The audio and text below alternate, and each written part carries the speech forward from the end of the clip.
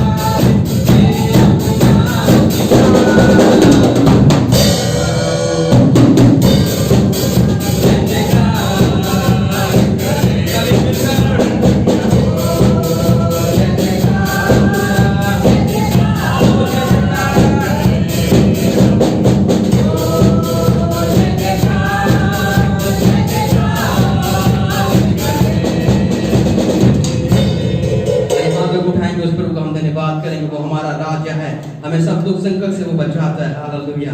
पिता हम आपका धन्यवाद करते हैं। अभी हमने गाया कि लाजर को उसने उठाया है प्रभु, मुर्दों में से उसने उठाया है बेटा। हम आपका धन्यवाद करते हैं। आज अपनी परिस्थिति को उसके सम्मुख रख दीजिए, अपनी समस्याओं को उसके सम्मुख रख दीजिए। जिन बातों में आपको लगता है कि हाँ मैं इन बातों को नहीं कर सकता, ये पाप उससे दूर नहीं हो सकता, मेरे प्रिय हमारे पास एक आश्रय है। असंभव को उसने असंभव करके दिखाया। हम आपका धन्यवाद करते हैं प्रभु। आज इस घड़ी प्रभु फिर से पिता अपने बोझों को तेरे सम्मुख रखते हैं प्रभु। आपका हम धन्यवाद करते हैं प्रभु, तेरे आनंद को, तेरी सच्ची शांति को प्रभु अपने जीवन में हम ग्रहण करते हैं पिता। हम आपका धन्यवाद करते हैं प्रभु। आप राजाओं के राजा हैं, आप प्रभुओं के प्रभु हैं प्रभु। शैतान को आपने हरा दिया प्रभु। हम आपका धन्यवाद करते हैं राजा। हम आपकी महिमा करते हैं राजा। Hallelujah. We worship you lord. Thank you Jesus. Hallelujah. धन्यवाद यीशु। शत्रु को हरा दिया, संसार को जीत लिया, मृत्यु से पार होकर अनंत जीवन दिया। शत्रु को हरा दिया, संसार को जीत लिया, मृत्यु से पार होकर अनंत जीवन दिया। विधियों का बोले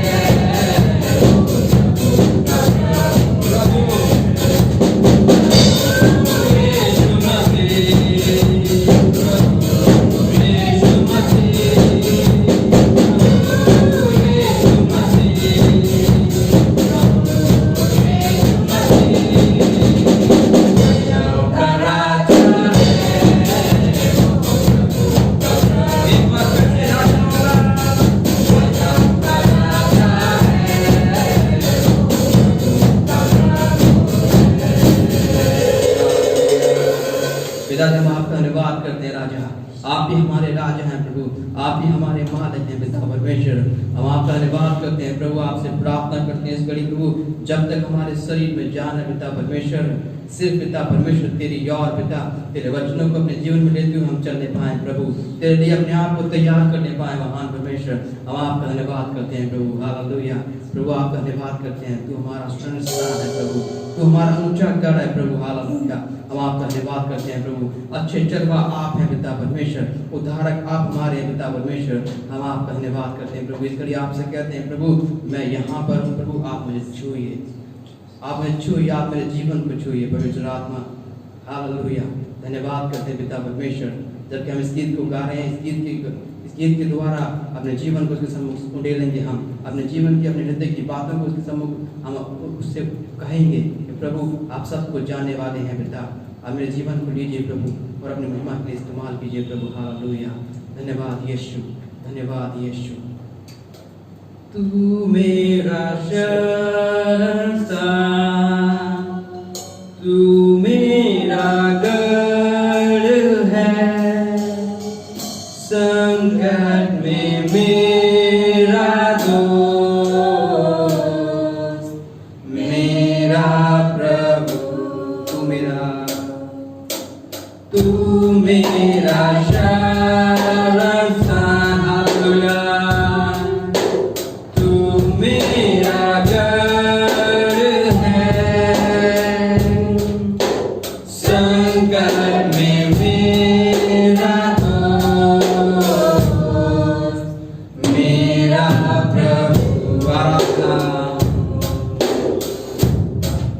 आराधना करूं मैं पूरे दिल से, मैं तुझे ढूंढूंगा संपूर्ण जीवन से, तेरी सेवा करूंगा मेरी सारी चीजों से, मैं हूँ यहाँ,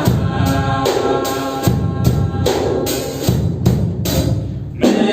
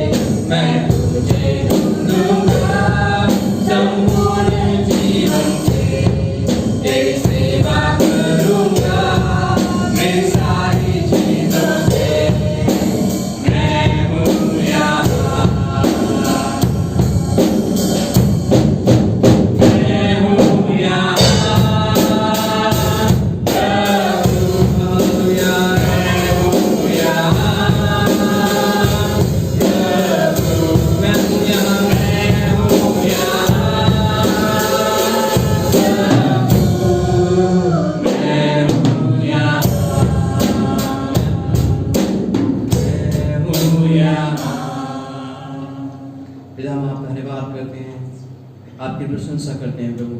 जो कुछ भी आज हमें महान परमेश्वर वो तेरे द्वारा है प्रभु।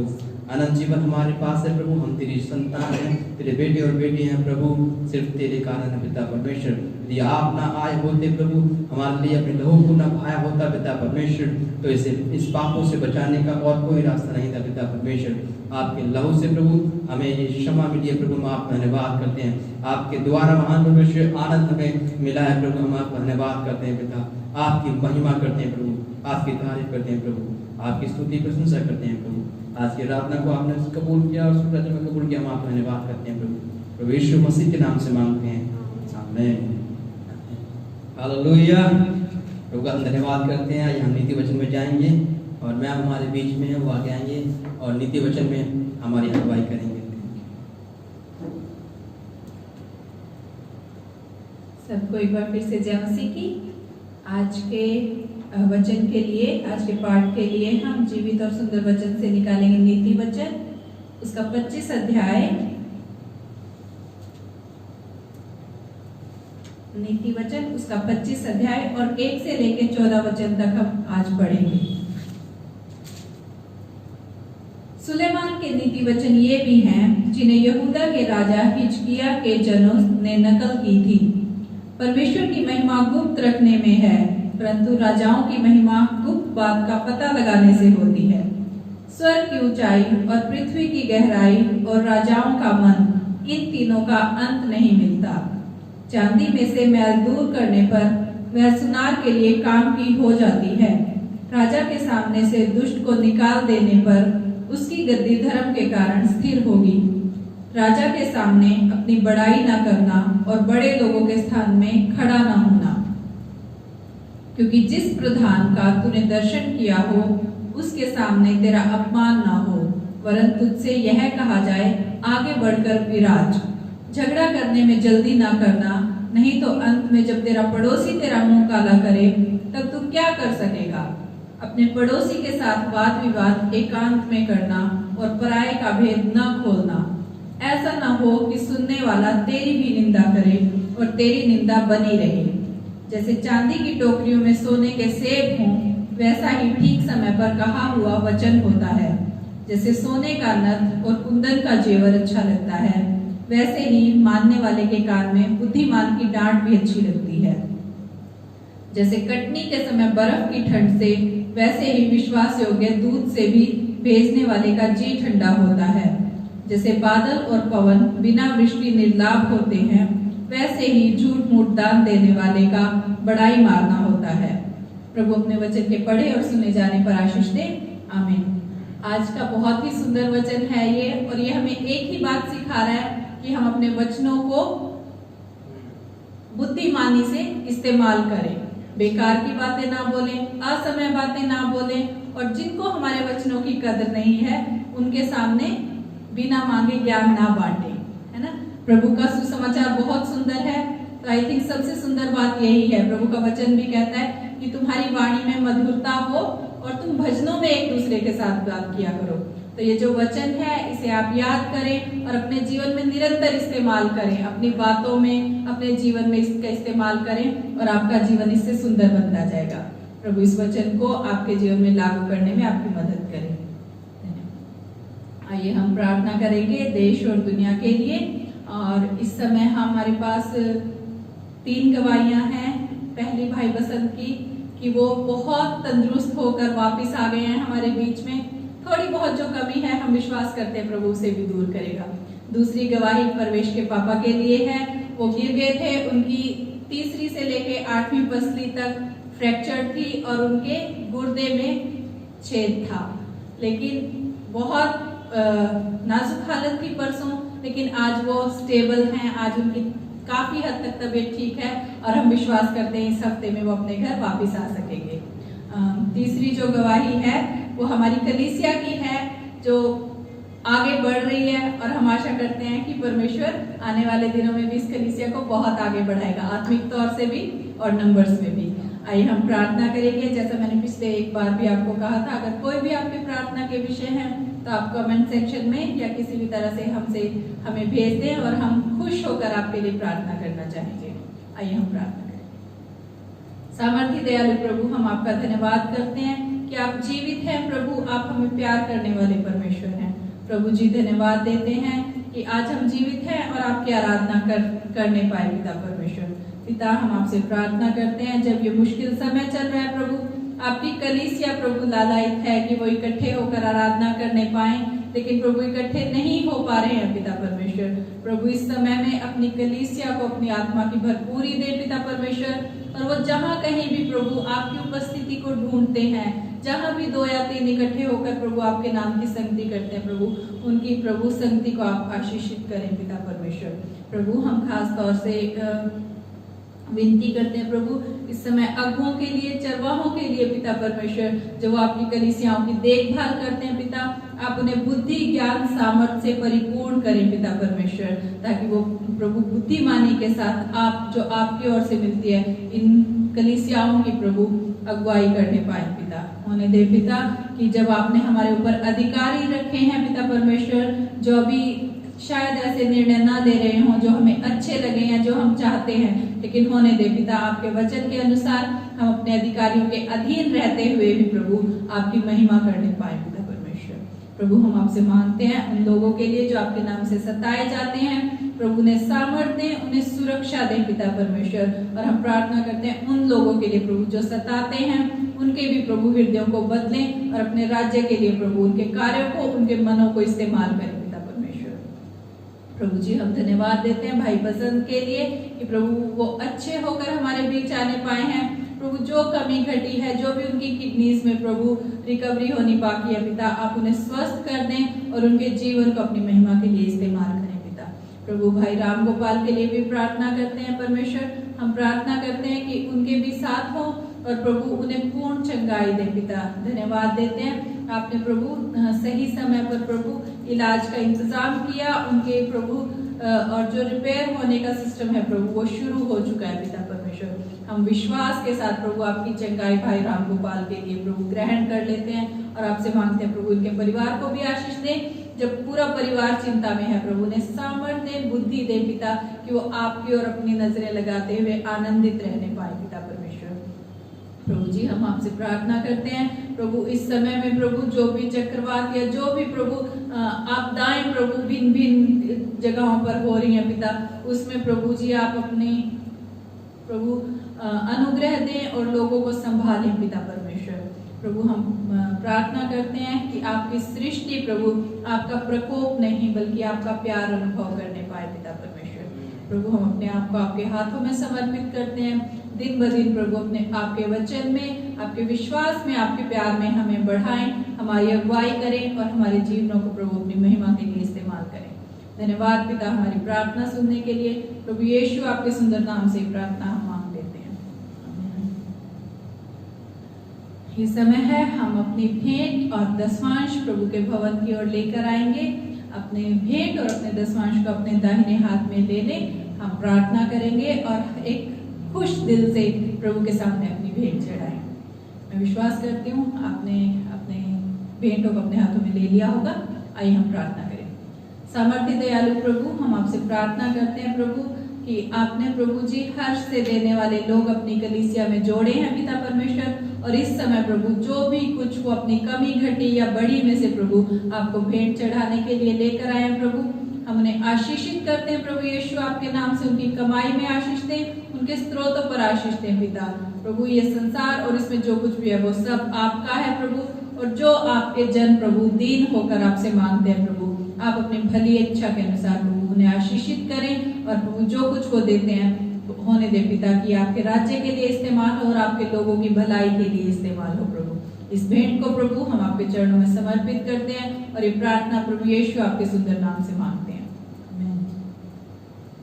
ये समय है कि हम अपने आप को प्रभु के वचन के लिए तैयार करेंगे। अपनी डायरी, अपना पेन, अपने दिलों को तैयार करें ताकि प्रभु का वचन आज सचमुच हमारे दिलों में उतर जाए और वो बहुतायत से हमारे जीवनों में कार्य करने पाए। आइए हम अपने आप को तैयार करेंगे और पास जी का स्वागत करेंगे कि आकर प्रभु के जीवित वचन से हमसे बातचीत करें।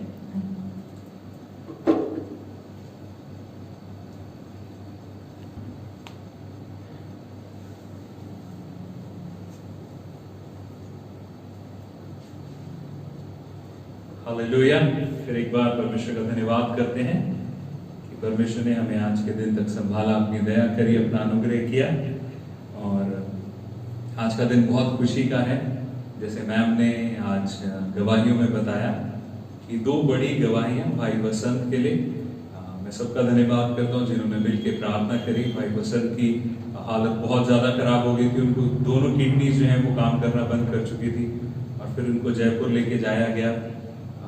अचानक से उनको वेंटिलेटर पे रख दिया गया और हालत गंभीर हो गई। और रात को लगभग 12 बजे के आसपास फोन आया और फिर हमने प्रार्थना करी, सब लोगों ने मिलकर हमने प्रार्थना करी और परमेश्वर ने प्रार्थना को सुना। अद्भुत रीति से प्रभु ने उनको चंगा किया और वहां से हॉस्पिटल से निकाल के परमेश्वर घर में लेके आया। और फिर वो परमेश्वर के भवन में आए और उन्होंने बताया कि किस रीति से उनकी बेटी ने, मीनाक्षी ने दर्शन देखा।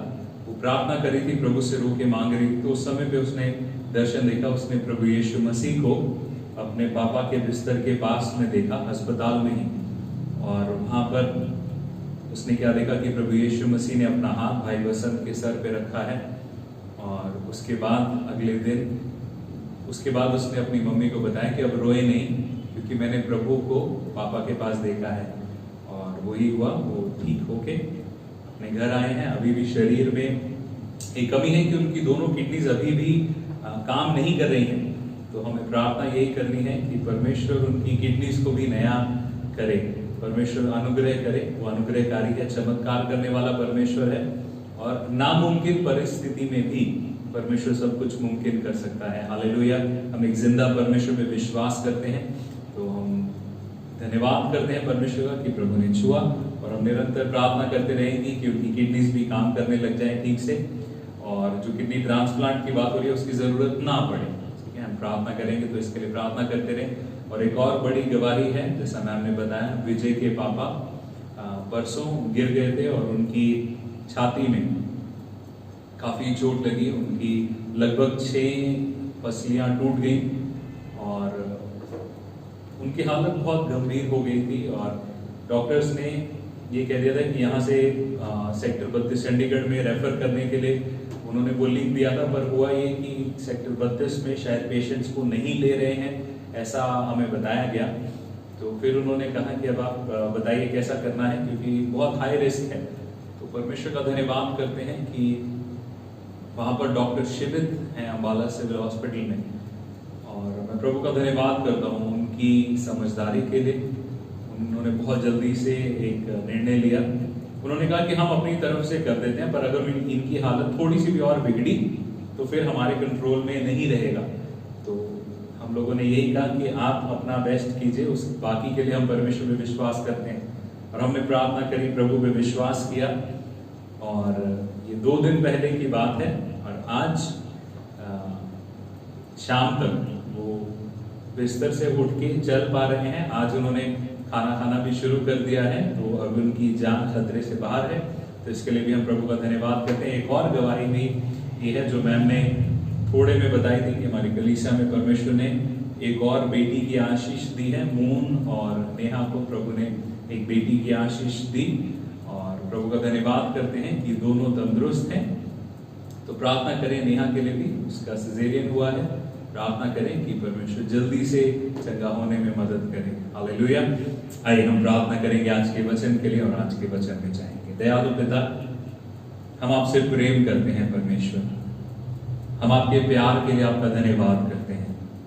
अब आप पिता, इस समय हम सब लोग मिलकर आपसे विनती करते हैं कि आज के वचन के द्वारा आप हम सब से बात करें, अपनी कृपा करें, दया करें प्रभु जी। और आज का वचन हम सब के लिए परमेश्वर एक नई खुशी और आनंद को लेके आए प्रभु। हम खास करके विनती करता हूँ प्रभु जी, मैं आपसे विनती करता हूँ कि हम सब आज आनंद से भर जाएं परमेश्वर। जो परिस्थितियां चल रही हैं इसमें शैतान ने बहुत लोगों का आनंद या तो चुरा लिया है या उनके आनंद पे हमला कर दिया है। लोग परेशान हैं, चिंतित हैं, डरे हुए हैं। परंतु पिता के वचन के अनुसार जो अपने वचन में आपने हमें सिखाया है उसके अनुसार चलने में और जीने में हमारी मदद करें। प्रार्थना करता हूँ प्रभु जी, अभिषेक करें, मुझे सिखाएं प्रभु जी, मेरे द्वारा सिखाएं, और सारी महिमा केवल प्रभु यीशु मसीह आपके जिंदा नाम को मिले। प्रभु धन्यवाद करते हैं, सब कुछ आपके हाथ में सौंप कर प्रार्थना प्रभु यीशु मसीह के नाम से मांगते हैं, आमीन। मेरे साथ निकालें बाइबल का एक बहुत फेमिलियर पैसेज, एक बहुत सुना हुआ हिस्सा, फिलिपियों उसका 4 अध्याय उसका 4 वचन। ये भी एक ऐसा वचन है जो हम सब ने बहुत बार सुना है, इसके अनुसार कई प्रचार हमने सुने हैं। और ये वचन एक चीज को 2 बार कहता है, और एक चीज को अगर प्रभु कहीं पर भी 2 बार कह रहा है तो उसमें कुछ गंभीरता है। यहाँ पर निकालेंगे फिलिपियों उसका 4 अध्याय 4 वचन। यहाँ पर पौलुस लिखते हुए कलीसिया को कह रहे हैं, प्रभु में सदा आनंदित रहो, मैं फिर कहता हूं आनंदित रहो। अब ये जो शब्द है यूनानी भाषा में, ये यूनानी भाषा में हर शब्द को जो कहने का तरीका है वो उसको शब्दों के हिसाब से बताया जा सकता है। जैसे कि वो एक फिल्म आई थी ना, उसमें वो एक हीरो आमिर खान कहता है कि हमें कैसे पता लगा वो अच्छा कैसे बोलते हैं, कि अगर कोई गुस्सा कर रहा है तो वही बोलता है अच्छा, अगर कोई डाउट में है तो बोलता है अच्छा, अगर किसी को शॉक लग गया तो वही बोलता है अच्छा। तो कई बार लिखा हुआ शब्द हमें हिंदी में समझ में नहीं आता। पौलुस कह रहा है कि प्रभु में सदा आनंदित रहो, मैं फिर कहता हूं आनंदित रहो। हमें वो समझ में नहीं आ रहा कि पौलुस किस तरीके से कह रहे हैं। हिंदी भाषा में, अंग्रेजी में भी उतना समझ में नहीं आता, बट यूनानी भाषा में एक शब्द को लिखने के 4 या 5 अलग अलग तरीके हैं, और जिस तरह से जिन अक्षरों का उपयोग होता है उससे पता लग जाता है कि कहने वाला किस भावना के साथ, किस भाव के साथ कह रहा है। तो यहां पर जब यूनानी भाषा में, जिस भाषा में बाइबल लिखी गई थी, नया नियम, वहां पर जो शब्द प्रयोग किया गया है, जहां जिस शब्द का, जिन अक्षरों का प्रयोग किया गया, उसमें ऐसा लग रहा है कि पौलुस कुछ ऐसे कह रहे हैं, प्रभु में सदा आनंदित रहो, मैं फिर कह रहा हूं आनंदित रहो। अब ये तो डांट लग रही है ना? असल में पौलुस ने इसको एक आज्ञा के तौर पे कहा है। परमेश्वर पौलुस के द्वारा कलीसिया को, हम सबको एक आज्ञा दे रहे हैं कि हमेशा आनंदित रहो। मैं फिर कह रहा हूं कि आनंदित रहो। क्या कारण है कि प्रभु को यह कहना पड़ा? और सिर्फ यहां पर नहीं, पूरे नए नियम में 133 बार अलग अलग बार ये शब्द आनंद, आनंदित, ये आनंद का बार बार अलग अलग रीति से इस्तेमाल हुआ है। क्यों? क्योंकि परमेश्वर चाहता है कि आप और मैं आनंदित रहें। किन बातों में हम आनंदित हो सकें? देखिए, मैं मनोरंजन की बात नहीं कर रहा हूं, मैं खुश होने की बात नहीं कर रहा हूं। अब खुशी क्या है? एक इंसान जब किसी की तरक्की देखता है, अपने बच्चों की, तो उसको खुशी होती है। मनोरंजन क्या है? जब आप कोई सीरियल देख रहे हैं या मैच देख रहे हैं तो वो मनोरंजन है। पर आनंद क्या है? आनंद वो है जो किसी भी परिस्थिति से, दुनिया में क्या हो रहा है, संसार में क्या घट रहा है, उससे मेरे हृदय में आनंद, वो ठहराव जो है वो कभी भी खत्म नहीं होगा। वो है आनंद जिसके बारे में परमेश्वर का वचन यहां पे हमें बता रहा है। प्रभु के वचन में कई अलग अलग बातें हैं जिनके बारे में हम आनंद मना सकते हैं। यूहन्ना उसका 1 अध्याय उसके 14 वचन में क्या लिखा है कि वो वचन आदि में वचन था। यूहन्ना 1 अध्याय 1 वचन, आदि में वचन था, वचन परमेश्वर के साथ था, वचन ही परमेश्वर था। और 14वां वचन कहता है वही वचन देहधारी हुआ और हमारे साथ रहा। अब ये यूहन्ना कह रहे हैं जो प्रभु यीशु मसीह के साथ थे, और ये यूहन्ना यीशु मसीह के चेलों में से एक, उन्होंने वो परमेश्वर के जीवित वचन को पृथ्वी पर चलते फिरते अपने साथ रहते देखा है। याद रखें फिर एक बार, आप और मैं जो अपने आप को मसीही कहते हैं, क्रिश्चियन कहते हैं, यीशु मसीह के पीछे चलने वाले कहते हैं, हमें ये पता होना चाहिए कि हमारा उद्धार इस वजह से संभव हुआ कि वो परमेश्वर ने प्रभु यीशु मसीह को इस दुनिया में हमारे लिए भेज दिया। प्रभु यीशु मसीह देहधारी होकर आए। प्रभु यीशु मसीह ने यूहन्ना 16 अध्याय उसके 22 वचन में ये प्रार्थना करी कि प्रभु जैसे तू मुझ में है हे पिता, वैसे ही मैं भी इनमें हूं। परमेश्वर हम इनमें हूं पिता।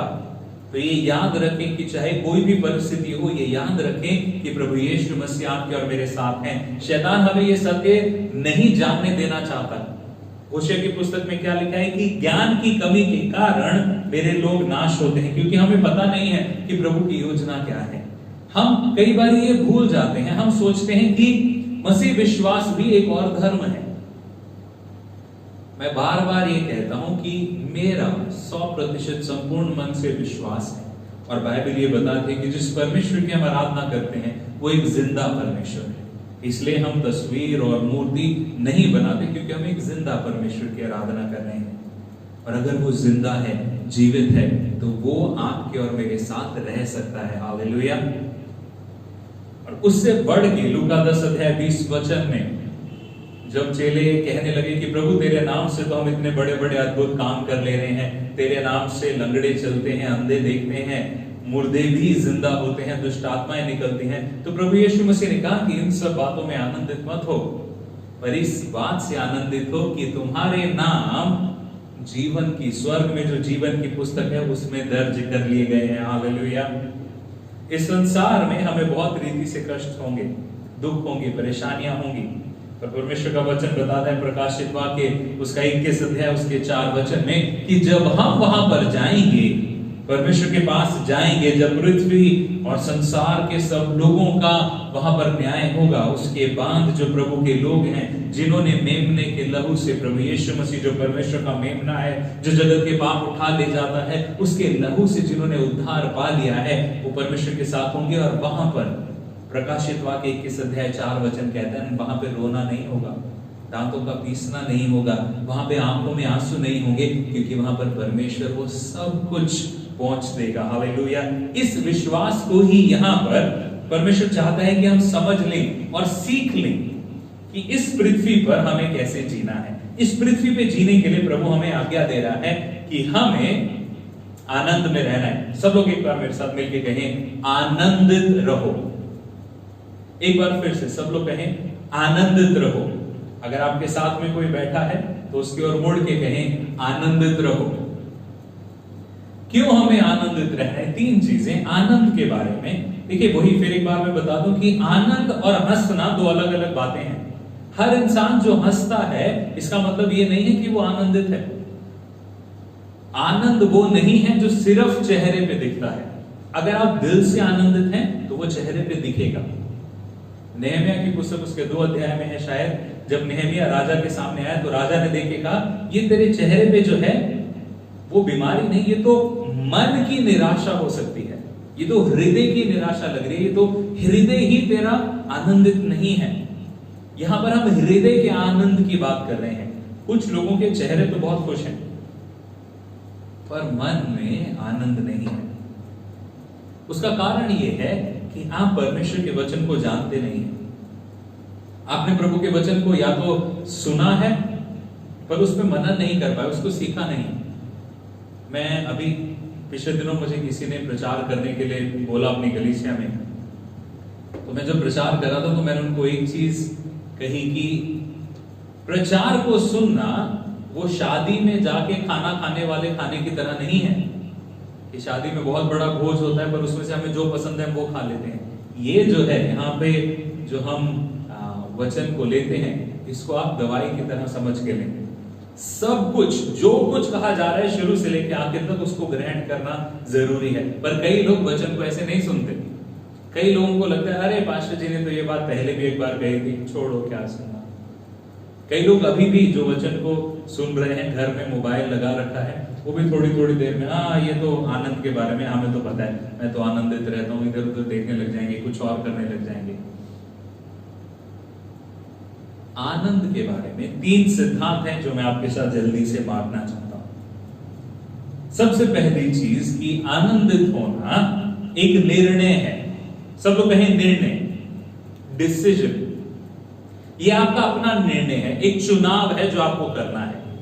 कुछ लोग ऐसे हैं कि आप उनके पास जाएं, उनके पास बैठे, उनसे बात करने लगे, पहली चीज तो उनका चेहरा ही ऐसा होगा कि आपको आनंद आएगा ही नहीं।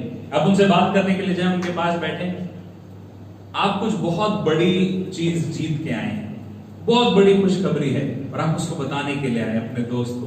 दरवाजा खटखटाया और वो बोला हाँ बोलो। तो ऐसी शक्ल देख के आपको ऑलरेडी अपनी खुशी बताने से पहले आप उसका गम पूछने लग जाएंगे। क्या हो गया भाई, क्या नुकसान हो गया, क्या ट्रेजेडी हो गई? कुछ नहीं, कुछ ठीक ही नहीं चल रहा। एक हमारे जानकार हैं, मित्र हैं, उनके पास कोई भी आप समस्या ले जाएं, कोई भी आप खुशी की बात ले जाएं, उसको घूम फिर के अपनी समस्या पे ले जाएंगे। मैं कई बारी लोगों को टोकता हूं, कोई अगर उन्हें अपना दुख बताता है कि यार मेरे साथ ना आज कुछ बुरा हो गया, आज ना मेरे को ठोकर लग गई और मेरी उंगली में फ्रैक्चर हो गया। हाँ यार, ठोकर तो मुझे भी लगी थी, मेरी भी उंगली में ऐसा हो गया था, मेरा तो ऐसा हो गया था, और फिर उसके बाद मुझे वहां ठोकर। वो अपना गम और ज्यादा बताएंगे। कई लोगों के हृदय गम से, दुख से, टेंशन से भरे हुए हैं। आप थोड़ा सा उनके दिल का ढक्कन हटाएं, अंदर से टेंशन उस स्प्रिंग की तरह उछल के बाहर आ जाए। आनंदित लोग कैसे हैं कि आप उनके पास कोई भी दुख की भी बात लेके जाएं, वो 5 मिनट के अंदर आपको किसी ना किसी कारण से हंसा देंगे। उनसे बात करने से आपका मन हल्का हो जाएगा। उनसे बात करने से आपको लगेगा अरे यार इतनी भी ज्यादा बड़ी प्रॉब्लम नहीं है जितना मैं सोच रहा हूं, ये तो ठीक हो जाएगी। ऐसे आनंद की मैं बात कर रहा हूं। मसीह लोगों को, विश्वासियों को ऐसा होना चाहिए कि कोई कितने भी दुख के साथ क्यों ना आए, आपके पास आने से, आपके पास बैठने से वो आनंद से भर जाए। पर ये होगा तब जब आपकी जिंदगी में खुद आनंद होगा, और वो आनंद अपने आप से नहीं आ जाएगा। आनंद की समस्या यह है कि इसको आपको निर्णय लेना है आनंदित रहने के लिए। वो मैंने एक बार पहले भी कलीसिया में बताया था। एक आदमी था, उसके सर पे चोट लग गई और वो कोमा में चला गया। कोमा में मतलब उसका दिल धड़क रहा है, सांसें चल रही हैं, पर वो कुछ देख नहीं पा रहा है, कुछ कर नहीं पा रहा है। तो वो लगभग 2 महीने बाद कोमा से बाहर निकला। उसकी पत्नी उसके पास बैठी थी, बहुत सेवा करी उसने। तो उसने कहा तुम्हें पता है कि आज से 10 साल पहले जब हमारा बहुत बड़ा बिजनेस था, फिर हमारी फैक्ट्री में आग लग गई, बहुत नुकसान हो गया, तब भी तुम मेरे साथ रही। फिर उसके बाद हमने एक शोरूम खोला, वो शोरूम में चोरी हो गई, डाका डल गया, नुकसान हो गया, वो भी बंद करना पड़ा, तब भी तुम मेरे साथ थी। उसके बाद फिर मैं वो बड़ी नौकरी करने लगा, वो नौकरी भी हाथ से चली गई, मेरे ऊपर झूठा इल्जाम लग गया, मुझे जेल जाना पड़ गया, और तब भी तुमने मुझे नहीं छोड़ा।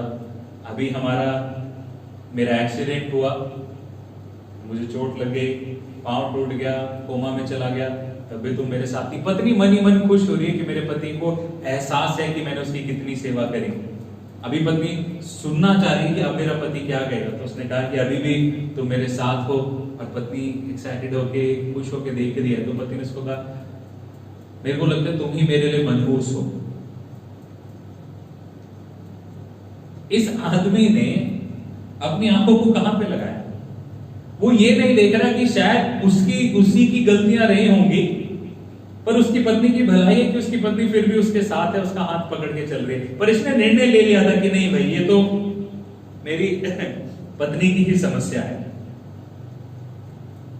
परमेश्वर का वचन कहता है यशायाह उसके 43 अध्याय उसके 18 वचन में कि अब जो बातें बीत गई हैं उनपे मन मत लगाओ। क्यों परमेश्वर ऐसा कहता है?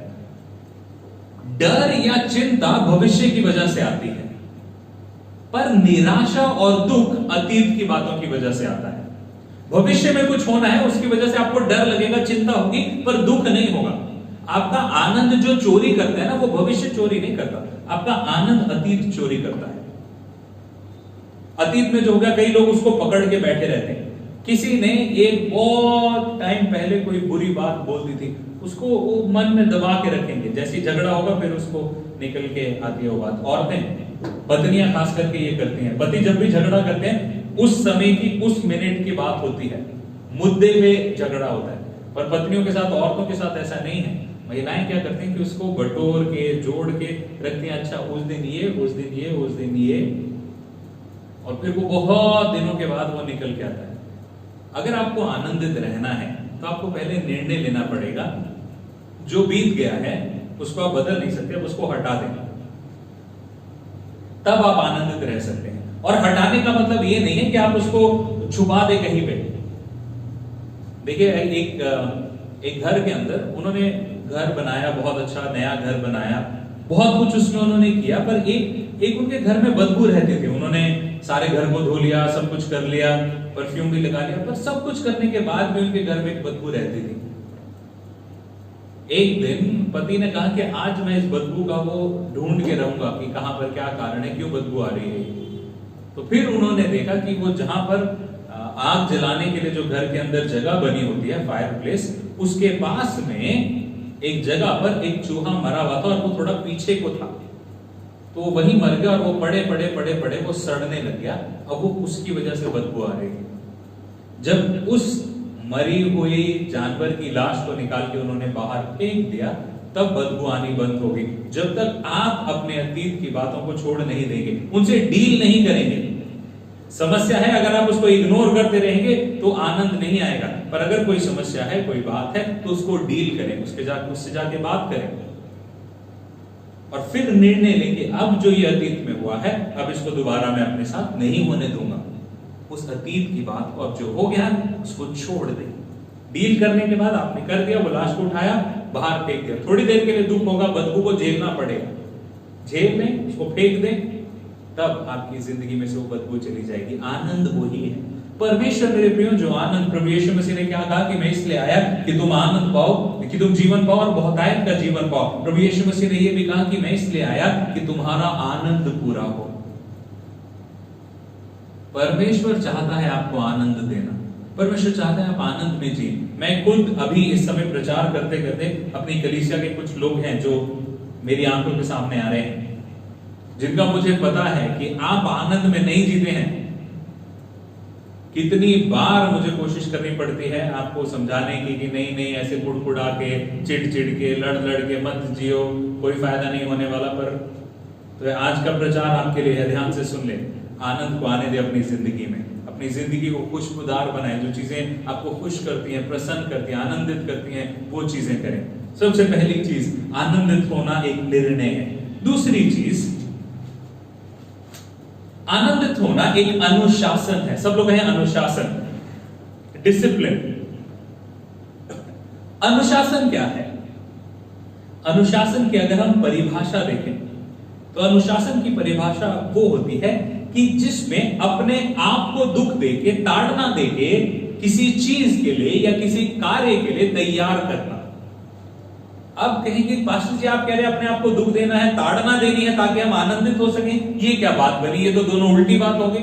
ताड़ना में काहे का आनंद, और दुख देने से कैसे हम आनंदित हो सकते हैं? किस आनंद की मैं बात कर रहा हूं?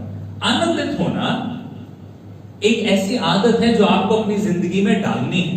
कुछ लोगों ने निर्णय ले रखा है कि नहीं नहीं मुझे तो आनंदित नहीं होना। अगर आप उनको कहते कि नहीं नहीं, आपने प्रचार सुन लिया, प्रभु चाहता है आप आनंदित रहें, प्रभु यीशु मसीह ने अपना जीवन दिया और इस दुनिया में इसलिए आए ताकि आपका आनंद पूरा हो, मजे से हट के अब असली आनंद के आप और आए, प्रभु ये चाहता है आपकी जिंदगी में। हाँ ठीक है पास्टर जी, ओहो पास्टर जी ने बोला ठीक है, आज तो बस अभी मैं निर्णय ले रहा हूं कि मैं आनंदित रहूंगा। ओके यस हालेलुया, ओहो खुशी है, आनंद आ रहा है, बहुत अच्छा लग रहा है, वेरी गुड। पर थोड़ी देर के बाद थोड़ी सी परेशानी आई, थोड़ी सी समस्या आई। वो गुब्बारे में सुई मारते हैं ना जब, तो क्या होता है, कितना भी बड़ा गुब्बारा क्यों ना हो, उसमें वो सुई मारेगा तो ठा करके वो फट जाएगा और खत्म हो जाएगा। क्यों? क्योंकि अंदर कुछ है नहीं, सिर्फ हवा है। देखिए जो लोग प्रचार को कान से सुन के बस हाँ ओहो बहुत बढ़िया प्रचार, हाँ पास्टर जी ओ हालेलुया हालेलुया, ओहो प्रेज द लॉर्ड, और यहां से यहां तक कुछ नहीं पहुंचा, वो वही है, हवा भर रही है उनमें। बहुत बड़े विश्वासी, बहुत मजबूत हैं, वो एक शैतान ने सुई मारी, ठा होके सारी हवा निकल गई। अनुशासन क्या है कि हर दिन मैं अपने आप को याद दिलाऊं कि जहां कहीं से भी शैतान मेरे आनंद को चुराने के लिए आ रहा है, मैं शैतान पे हमला करके अपने आनंद को वापस ले लूं। मैं उसको थोड़ी सी भी जगह ना दूं कि कहीं से भी वो मेरी जिंदगी में सेंध लगाने पाए, कहीं से भी वो मेरे आनंद को चुराने पाए, क्योंकि मेरा आनंद मेरे परमेश्वर के लिए बड़ी कीमती चीज है। मेरे परमेश्वर ने ये निर्णय लिया कि अपने वचन में नए नियम के अंदर 133 बार वो मुझे याद दिलाए आनंद आनंद आनंद। आज मुझे प्रचार करके परमेश्वर अपने दास के द्वारा ये बता रहा है कि हमें आनंद में रहना है, अनुशासित करना है अपने आप को। वो चीजें जो आपकी जिंदगी के अंदर परेशानियां लेके आती हैं, जो आपकी जिंदगी के अंदर पाप को लेके आती हैं, जो आपकी जिंदगी के अंदर दुख को, क्लेश को, वो लोग, वो रिश्ते, वो बातें, उससे डील करेंगे। अपने आप को इस रीति से ढाल लें कि हर परिस्थिति में आप परमेश्वर के वचन को डाल के जीना सीखें। आनंदित रहने की कीमत है। कई लोग कहते हैं पास्टर जी हर परिस्थिति में, क्योंकि हमें वचन क्या कह रहा है, प्रभु में सदा आनंदित रहो। तो सदा में क्या क्या आता है? क्या पास्टर जी जब पैसे नहीं है तब भी आनंदित रहें, जब नौकरी चलेगी तब भी आनंदित रहें, जब मेरे पिता का एक्सीडेंट हो गया तब भी आनंदित रहें? ये क्या बात हुई?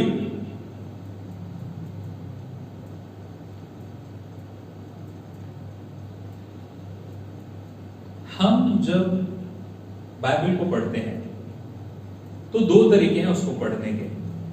एक है सीखने का और एक तरीका है खुश होने का।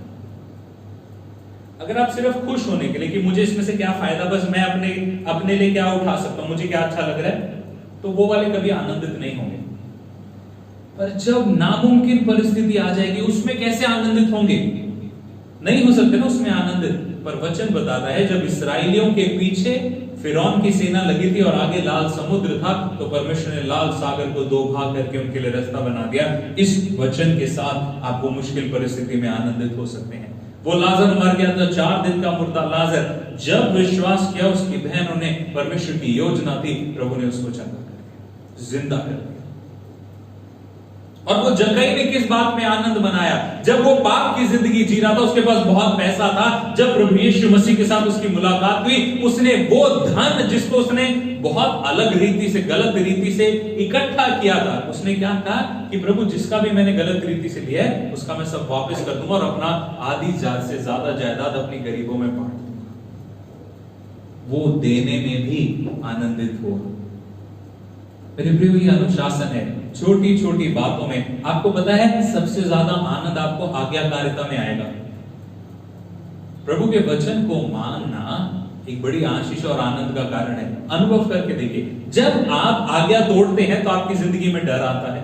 जब आप आज्ञा को मानते हैं तब आपको यह समझ में आता है कि अरे आज मैंने कुछ अच्छा किया है, परमेश्वर मुझसे प्रसन्न रहेगा। आज्ञाकारिता आपकी जिंदगी में आनंद को लेके आएगी। याद रखें मेरे प्रियो, जिस परमेश्वर की हम आराधना करते हैं वो कहता है व्यवस्था विवरण 31:8 में कि मैं ना तो तुझे कभी छोड़ूंगा ना कभी त्यागूंगा। शैतान हमारे सामने परिस्थितियां लेके आता है, मुश्किलें लेके आता है, परीक्षाएं लेके आता है, परंतु परमेश्वर हमारे लिए पराक्रम को उत्पन्न करता है। हालेलुया। फिलिपियोस का 4 अध्याय, उसी अध्याय में 6वां वचन क्या कहता है? किसी भी बात की चिंता मत करो। देखो ध्यान से सुने, परमेश्वर ने पहले क्या कहा कि परमेश्वर में, प्रभु में सदा आनंदित रहो। सब लोग कहें सदा। पास्टर जी हम सदा हमेशा कैसे आनंदित रह सकते हैं? हमेशा तो मुश्किलें आएंगी, परेशानियां आएंगी, तब क्या करेंगे? तो उसके लिए प्रभु का वचन क्या कहता है? किसी भी बात की चिंता मत करो, परंतु पहली चीज क्या है? किसी भी बात। सब लोग कहें किसी भी बात, चाहे कोई भी बात हो, किसी भी बात की चिंता मत करो, परंतु हर एक बात में। सब लोग कहें हर एक बात में। हर एक बात में तुम्हारे निवेदन, प्रार्थना और विनती के द्वारा धन्यवाद के साथ परमेश्वर के सम्मुख उपस्थित किए जाएं। और फिर परमेश्वर क्या करेगा? तब परमेश्वर की शांति जो सारी समझ से परे है, तुम्हारे हृदय और विचारों को मसीह यीशु में सुरक्षित रखेगी। हालेलुया।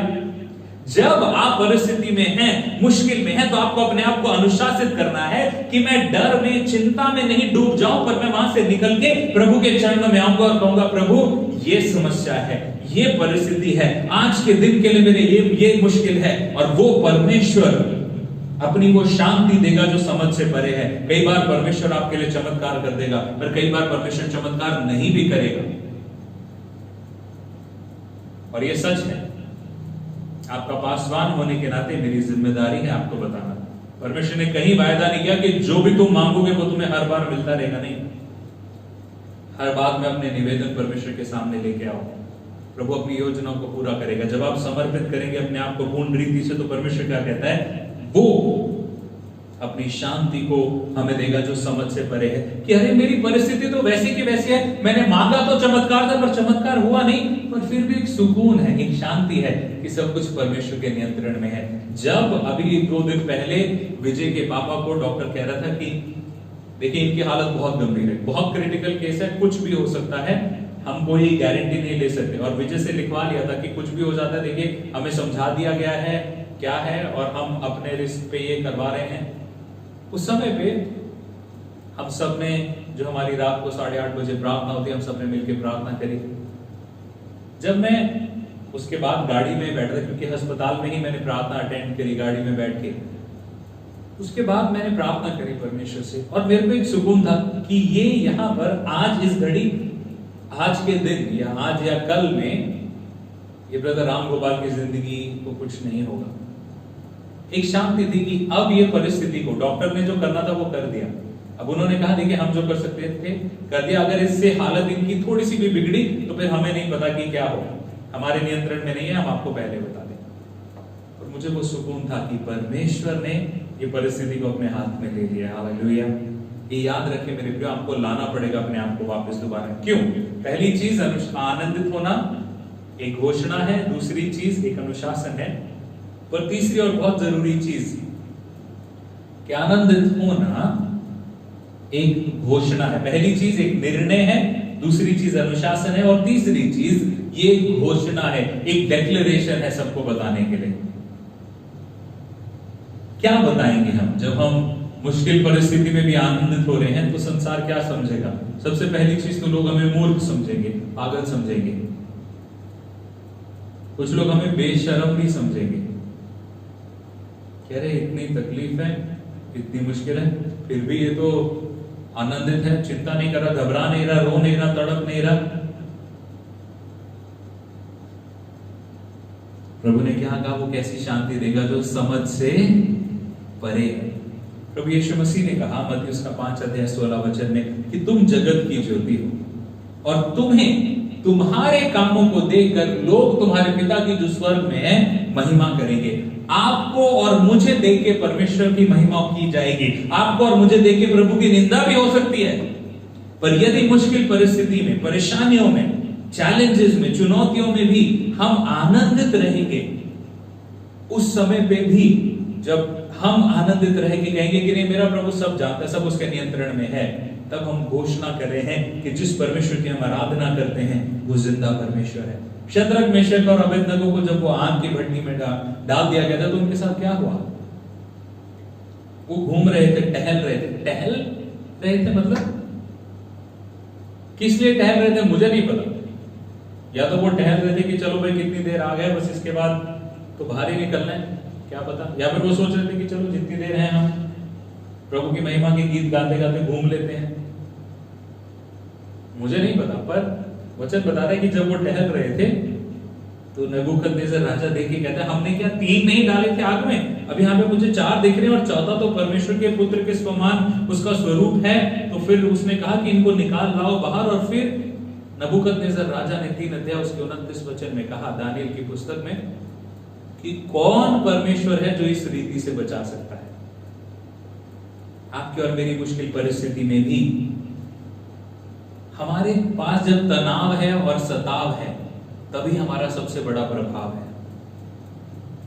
तनाव में और सताव में हम सबसे बड़ा प्रभाव डाल सकते हैं, क्योंकि तब पता लगता है कि असली मसीह हैं या नहीं है।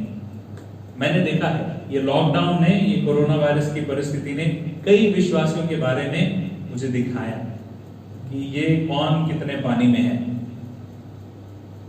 क्यों? क्योंकि थोड़ी सी मुश्किल आई, थोड़ी सी परेशानी आई, तुरंत से लोगों को अरे रे रे अब क्या होगा। कुछ लोगों ने अपना दसवांश देना बंद कर दिया, और जो अभी तक दसवांश में रेगुलर थे, कभी दसवांश की चोरी नहीं करते थे, उन्होंने वो चोरी करनी शुरू कर दी। क्यों? क्योंकि उनको लगा अरे अब तो परेशानी आ गई, मुश्किल आ गई, अब नहीं देंगे, पता नहीं कल को क्या होगा। प्रभु ने काम तो दिया है ना। ये याद रखें मेरे प्रिय, अगर आप मसीही हैं तो देना आपके लिए आनंद की बात होनी चाहिए, दबाव की बात नहीं। मैं ऐसे लोगों को जानता हूं जिन्होंने इस समय, इस कोरोना वायरस की परिस्थिति में भी आगे आके दिया है। कुछ लोगों ने यहाँ पर घर पे आके दसवांश, क्योंकि वो कोई लेने तो जा नहीं रहा, लोग जो है अपने आप कलीसिया में लेके आ रहे हैं, किसी को बोल दिया है। वो बहन के पास कोई नहीं जा रहा था क्योंकि वो किसी के आसपास जुड़ी नहीं हुई थी। वो बहन अपना दसवांश इकट्ठा करके फिर वो एक दिन लेके आई कि बस ये दसवांश है। मुझे किस चीज का दसवांश है? तो उनकी जो पेंशन थी, विधवा पेंशन, उसका दसवांश था। पर एक चीज कि उनके पास घर में राशन भी कहीं से आ रहा था, तो उन्होंने कहा जो राशन का मेरा खर्चा होता है, खाने का खर्चा होता है, वो भी मेरा बच गया, मैंने उसका भी दसवांश निकाला। ये है देने का आनंद।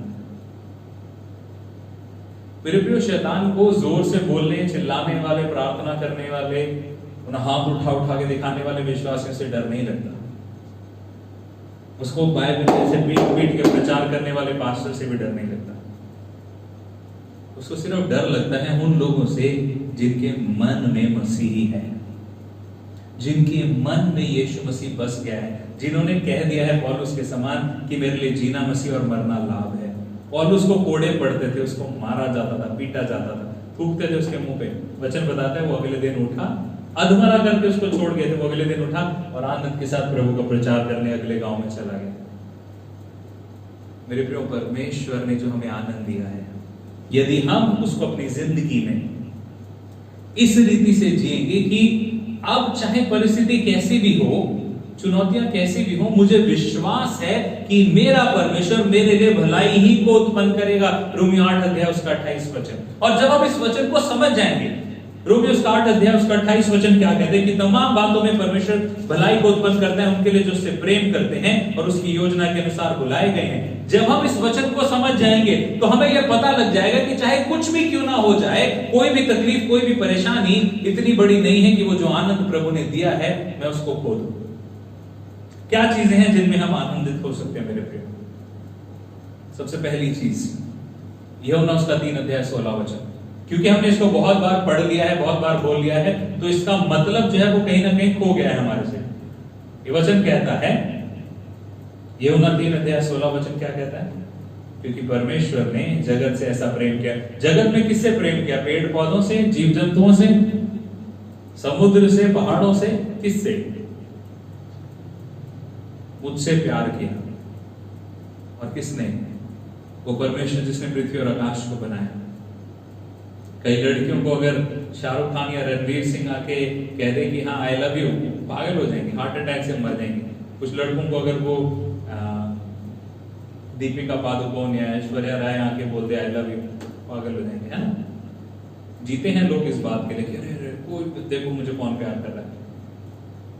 आपको और मुझे गारंटेड है कि जिसने पृथ्वी और आकाश को बनाया वो मुझसे प्यार करता है। उससे बढ़ के क्या आनंद चाहिए?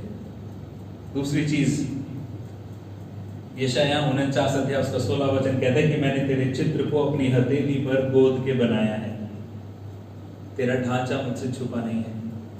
वो परमेश्वर आपको और मुझे नाम से जानता है। कितने लोग कह सकते हैं कि हमारे प्रधानमंत्री नाम से जानते हैं?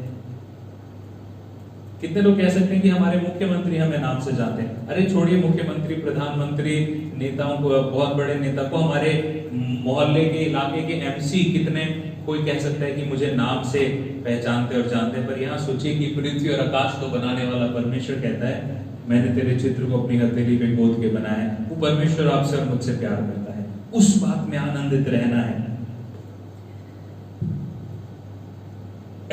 यूहन्ना उसका 1 अध्याय 12 वचन, पूरी बाइबल में मेरी फेवरेट आयतों में से, क्योंकि जितने ने उसे ग्रहण किया उसने परमेश्वर की संतान होने का अधिकार दे दिया। संतान, जितने लोग इस वचन को समझ जाएंगे ना वो आनंदित रहेंगे।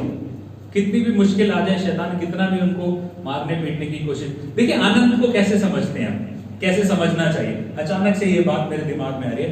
एक खिलौना होता है, प्लास्टिक का होता है वो, और उसमें हवा भर दी जाती है, ऐसे गोल सा होगा वो, और उसके नीचे एक वो मिट्टी सी होती है, नीचे से वो भारी होता है और वो ऐसे रबर या प्लास्टिक टाइप का सा होता है वो, ऊपर से उसमें पूरे में हवा भर दी जाती है। उसको आप मुक्का मारेंगे तो फिर वो नीचे जाएगा पर फिर तुरंत वापस आ जाएगा। हम एहान के लिए लेके आए थे, उसको मारो फिर आ जाएगा, साइड से मारो फिर आ जाएगा, इधर से मारो फिर आ जाएगा, उधर से मारो फिर आ जाएगा। वो समझ रहे कि अगर परमेश्वर का आनंद आपके अंदर है तो शैतान किधर से भी मार ले, कितना भी मार ले, कैसे भी मार ले, आप लगेगा तो सही पर फिर उठ के वापस आ जाएंगे, हैं फिर मारेगा, अच्छा मैं तो तुझे, फिर वो उठ के आ जाएंगे, हैं कोई बात नहीं। ये है मसीही लोग, ये है प्रभु का आनंद, ये है जो हम कह सकते हैं प्रभु का आनंद है मेरी ताकत, संसार में यीशु है मेरी ताकत। हालेलुया। याद रखें कि आप उसकी संतान हैं, वो आपको कभी छोड़ेगा नहीं, उसके पास आपके लिए योजना है मेरे प्रियो। बहुत सारे और वचन हैं, पर ये याद रखें कि आनंदित रहना एक अनुशासन है, एक निर्णय है, एक अनुशासन है और एक घोषणा है। परमेश्वर ने आप पर मुझे ये वरदान दिया है कि इस समय में जब सब लोग चिंतित हैं, डरे हुए हैं, यदि आप और मैं आनंदित रह सकते हैं, हमारी जिंदगी में वो ठहराव है, विश्वास है कि हर परिस्थिति में मेरा परमेश्वर मेरे लिए भलाई को उत्पन्न करेगा। मैं रोऊंगा नहीं, परेशान नहीं होऊंगा, घबराऊंगा नहीं, क्योंकि मुझे पता है जिसकी आराधना मैं करता हूँ वो जीवित और जिंदा परमेश्वर है। इसके द्वारा इस परिस्थिति में भी, चुनौतियों में भी हम प्रभु को महिमा देने पाएंगे। हालेलुया। आइए हम प्रार्थना करें। प्यारे पिता, प्रभु यीशु मसीह के सुंदर और मीठे नाम से हम आपसे प्रार्थना करते हैं। प्रभु मैं आपसे मानता हूँ जितने लोगों ने आज आपके वचन को सुना है, आप उन सबको अपने आनंद से भर दें। हर एक बात, हर एक चीज जो उनके आनंद को चुराती थी, प्रभु यीशु के नाम से हम दूर कर देते हैं और आपसे मांगते हैं परमेश्वर अपने वचन को प्रभु आप अच्छे से सीखने वाला हमें बनाएं प्रभु, ताकि आपके वचन के सिद्धांतों को, आपके वचन में दिए गए सत्य को सीख के परमेश्वर हम प्रभु अच्छे मजबूत विश्वासी बनने पाए, जो संसार में आपके नाम को महिमा देंगे। आप दया करें, अनुग्रह करें प्रभु जी आने वाले दिनों के लिए। हम आपसे मांगते हैं आप हमारी अगुवाई करें प्रभु जी, आपकी योजनाओं को प्रभु आप हमें सिखाएं परमेश्वर, और आपकी योजनाओं में आपके हृदय की इच्छा के अनुसार प्रभु हम जीने और कार्य करने वाले हो सके। प्रार्थना करते हैं परमेश्वर पिता, इस समय पे परमेश्वर इस कोरोना की परिस्थिति को हम फिर एक बार आपके हाथों में सौंपते हैं। हम विश्वास करते हैं कि इसमें भी आप एक बड़ी महिमा को उत्पन्न करेंगे। हम विश्वास के साथ आपका धन्यवाद करते हैं, प्रार्थना करते हैं प्रभु जी की सबको बल, शक्ति, सामर्थ, अगुवाई दें, सुरक्षा दें और अपनी महिमा के लिए हम सबका आप इस्तेमाल करें। धन्यवाद करते हैं, सारी महिमा आपको देते हैं। धन्यवाद के साथ प्रार्थना प्रभु यीशु मसीह के जिंदा नाम से मांगते हैं, आमीन। आइए हम सब प्रभु की प्रार्थना मिलकर करेंगे। हे हमारे पिता, तू जो स्वर्ग में है, तेरा नाम पवित्र माना जाए, तेरा राज्य आए, तेरी इच्छा जैसे स्वर्ग में पूरी होती है वैसे ही पृथ्वी पर भी हो। हमारे दिन भर की रोटी आज हमें दे, और जिस प्रकार हमने अपने अपराधियों को क्षमा किया है वैसे ही तू भी हमारे अपराधों को क्षमा कर, और हमें परीक्षा में न ला परंतु हर बुराई से बचा, क्योंकि राज्य, पराक्रम और महिमा सदा तेरे ही है, आमीन। पिता परमेश्वर का प्रेम, प्रभु यीशु मसीह का अनुग्रह, पवित्र आत्मा की सहभागिता अब से लेकर प्रभु यीशु मसीह के दूसरे आगमन तक हम सबों के साथ बनी रहे, आमीन आमीन। सबको जय मसीह की। प्रभु में आनंदित रहें और प्रभु के नाम को महिमा दें। सबको जय मसीह की। प्रभु आपको आशीष दे।